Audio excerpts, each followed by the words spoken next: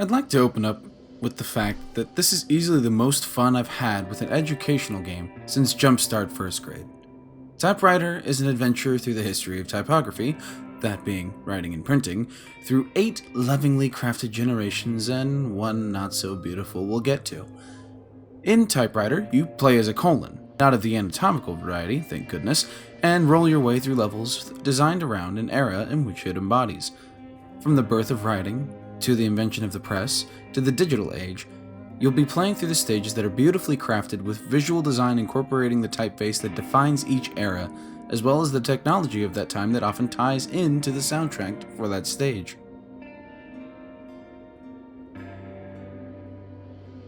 The soundtrack, mind you, is absolutely stellar. The profoundly somber theme of the overworld, which you hear playing in the background of this review, sucks you in with a soft note that leads into a dull drone for a time before picking up with some slightly distant-sounding guitar and some woodwinds. It picks up in intensity over time, somehow feeling all at once melancholy, calming, and epic. It's an incredibly strong opening to a game that is otherwise fairly mellow. Other points pick up, such as the Wild West with Clarendon,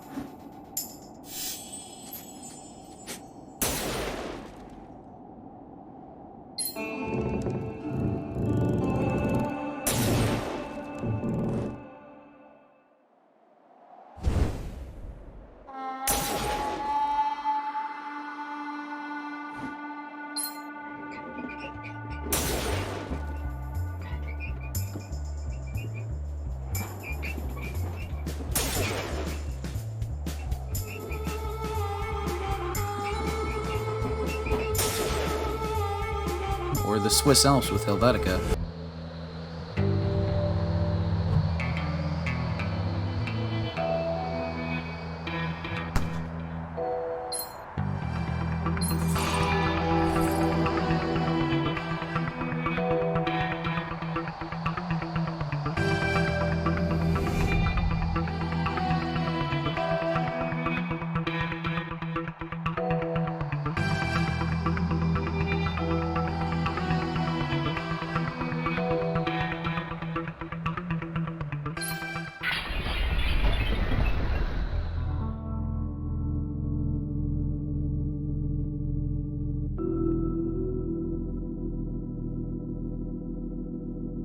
Or the literally industrial sounds of Times New Roman.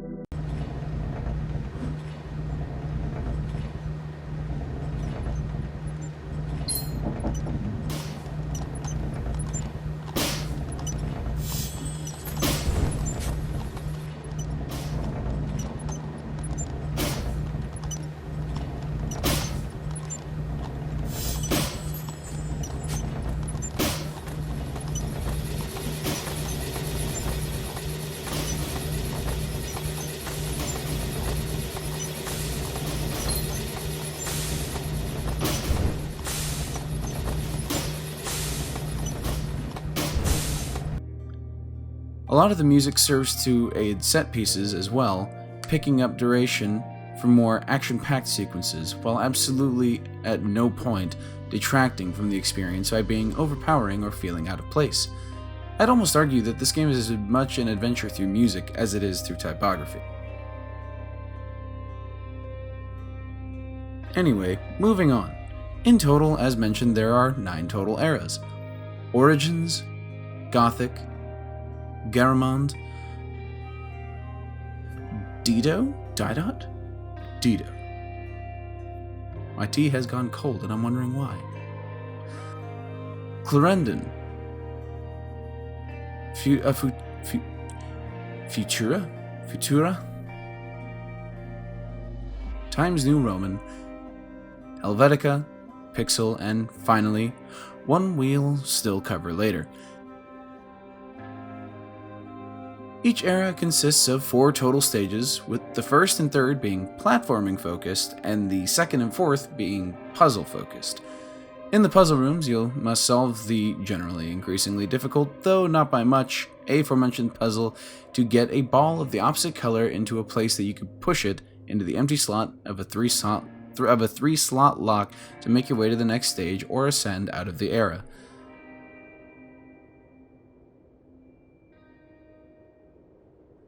Each era will also contain an entire alphabet, 13 letters in each platforming stage, as well as a hidden ampersand that, in some stages, is actually pretty well concealed.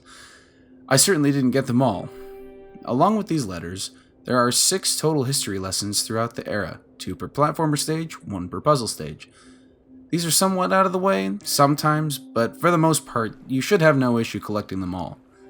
They will reveal information about the present section you're in, which often features historical artwork on a background layer, though it still ties into the level design well by drawing your attention but not feeling out of place. The lessons are rather informative, and save for a few typos, with the developer not being a native English speaker, if I'm not mistaken, so I won't fault them for that, are well written. Some of the collectibles you'll definitely miss in your first playthrough. I only got maybe 3 or 4 of all the ampersands, and a few letters throughout that were particularly tough to grab. Looking at you, Clarendon. Please tell me I don't have to do the minecart again. Just start me at the saloon. Oh, thank God. Oh, man. If I had to do... Oh, this is hell. This is hell. This is hell, and I'm living it. Oh. Uh-oh. This does lend itself alright to replay value. I know I'd kind of like to find them all and maybe even attend some speedruns, perhaps? Now, you're probably wondering what I've been putting off. But Phreak, how could this game forgo covering the most important, most amazing, most coolest typeface of all?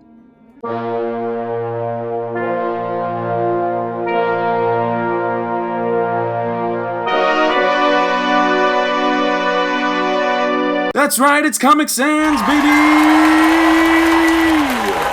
This is probably the best secret/bonus level in video game history, rivaled only by the Rival Road stage in Road Redemption. That was a lot of R's.